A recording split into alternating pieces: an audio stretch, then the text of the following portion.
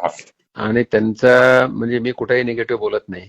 जी. आणि पंकजा एवढी ज्युनियर आहे पण मोठ्या बापाची मुलगी आहे. हो हो बरोबर. दोघांशी माझे घरचे संबंध होते. हो हो. पंकजाचं म्हणजे वडिलांशी मुंडे साहेबांना राजकारण येण्याच्या अगोदरपासून येस येस. संबंध चांगले होते. उगीच काही माझ्याशी काही त्यांचे हे करायचं काही गरज नव्हती. आणि हे पण ह्यांनी मला मग मुंडे साहेब गेल्यानंतर मी यांना अटॅच झालो. म्हणजे मुंडे साहेबांनी 1 मिनिट तुमचा जास्त घेतो. मला 2012 मध्ये दिल्लीला बोलून घेतलं. ते म्हणले बाबा तुला 14ला आता लढायचं औरंगाबाद. मी म्हणलं एकदा 9ला लढलो येणार नाही, मला तुम्ही द्यायचं तर फुलंब्री द्या. मग रावसाहेबांना बोलवलं, डॉक्टर कराडांना फुलंब्री आपल्याला द्यायची म्हणून सांगितलं. मी कामाला लागलो आणि रावसाहेबांना मी बरोबर काम करत होतो. म्हणजे देवेंद्रच्या टीम मध्ये मी मंत्री होतो आणि रावसाहेबांच्या नंतर रावसाहेबांना त्यात उपाध्यक्ष झालो. नंतर चंद्रकांताच्या टीम मध्ये उपाध्यक्ष झालो. म्हणजे मी अटॅच होतो यांना. बरोबर. चांगलं होतं.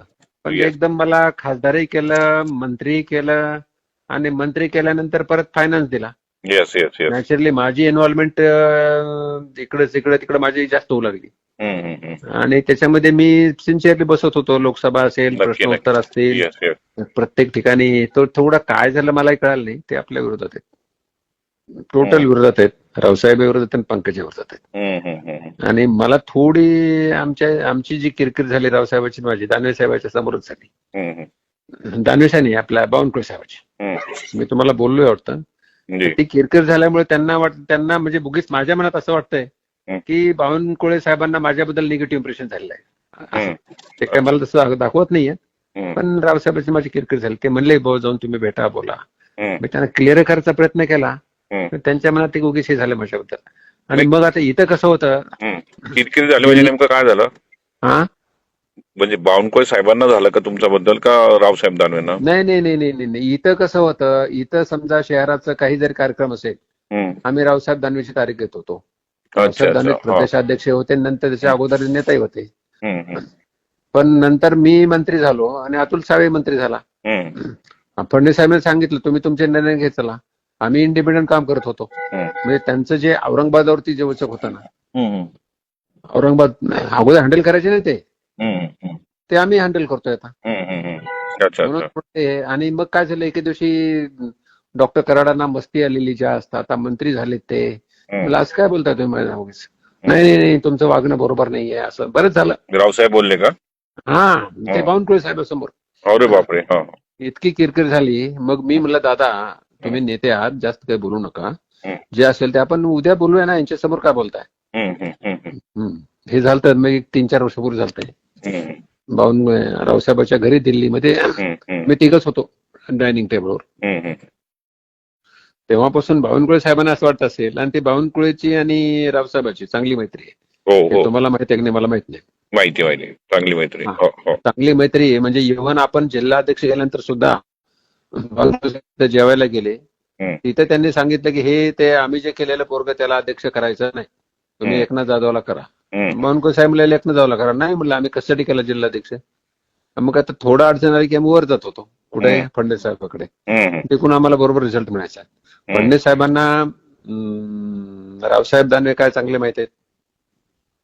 बावनकुळे साहेब तर ते तिकडचेच आहेत, त्यांचे आहेत दोस्ती काय असेल ते. म्हणून एक आम्ही लाईन आमची रावसाहेब पाटील आहे तुम्हाला सांगतो. यांची अपेक्षा, आता मी तुम्हाला बोलतो, यांची अपेक्षा होती की ते सीएम झाले फडणवीस साहेब आणि हे त्याच वेळेस अध्यक्ष झाले. मराठा समाजाचा नेता कोणी नव्हता. त्यांची अपेक्षा वाढत गेली आपणही सीएम झाला पाहिजे म्हणून. हे सगळे मराठे केले त्यांनी. ते तुम्हाला माहित आहे का नाही मला माहित नाही. आहे ना. मलाही माहिती हा विषय. Hello hello hello. हा डॉक्टर साहेब बोला. तर हे थोडं ह्याच्यामध्ये म्हणून आम्हाला मग फडणवीस साहेब आम्हाला चांगला ऐकतात तुमचा असेल, सावे असेल. पण इकडून थोडं आम्ही दूर होत गेलो असं आहे. तो विषय नाही आहे. ठीक. बरं ऐका ना, परवा मी होतो, भूपेंद्रजींनी मला जेवायला बोलवलं होतं. मग त्यानंतर आम्ही बसलो गप्पा मग नंतर भटक्या विमुक्त जाती, एसबीसीचा असा विषय निघाला. मग कोण कोण नेते आहेत राज्यात. मग त्यांनी स्वतःहून बंजारी समाजाचा वो पंकजा है बोले. मतलब नहीं, डॉक्टर कराड़ साहब भी है मनख्या, उनका भी बहुत अच्छा है समाज के अंदर उनके. असं मी बोललो आणखी. मी तुमचा आवर्जून नावाचा उल्लेख केला. जिथे मला जिथे पुश करताय तिथे मी आपोआप करतोच. करा करा करा. Yes sir. करा. पुढे पुढे जाऊन तुम्हाला मी सांगतो, एक तर देवेंद्रजी, जर समजा सरकार आलं तर देवेंद्रजी सीएम होतील आणि मग भूपेंद्र यादव राष्ट्रीय अध्यक्ष होतील. आणि जर जर समजा सरकार दुर्दैवानं आलंच नाही तर देवेंद्रजी अध्यक्ष आहेत, राष्ट्रीय अध्यक्ष. हे तुम्ही समजून घ्या. बरोबर. म्हणून हे दोन नेते योगायोगानं आपल्या जवळ आहेत आणि आपणाला ही दोन्हीची तुम्ही तुमची लायझनिंग ठेवा. मी तुम्हाला फडणवीस साहेबांकडे 100% मदत करू शकतो. म्हणजे मला आग्रहाने ते विचारतात, बोलतात आणि करतात. पण ते माझं त्यांनी यावेळेस केलं नाही ना. मला थोडं नाही ना. आता ऐका तुम्ही, ऐका, मी त्यांना बोललोय होतो, मेसेज टाकला, तुम्हाला मेसेज दाखवला. पाहिला. तुमचंच नाव पहिलं टाकलं होतं. हो. त्यांच्या अडचणी असतील कोणतं माहिती काय ते. येस असू शकतात अडचणी, आपण समजू शकतो.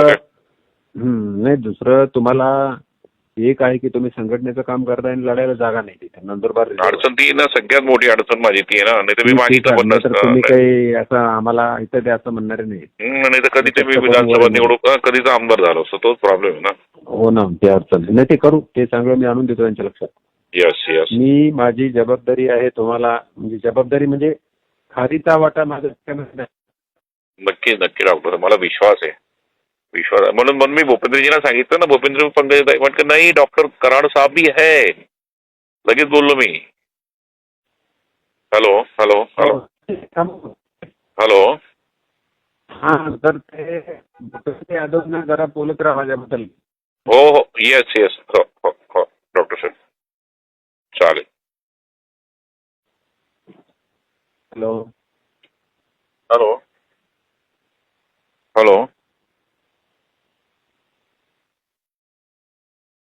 हा डॉक्टर साहेब. ओबीसी बद्दल चांगलं काम आहे आपल्या क्षेत्रामध्ये, तुम्हाला सहकार्य करतो. नक्की. यस. जी. ठीक आहे. हो जी.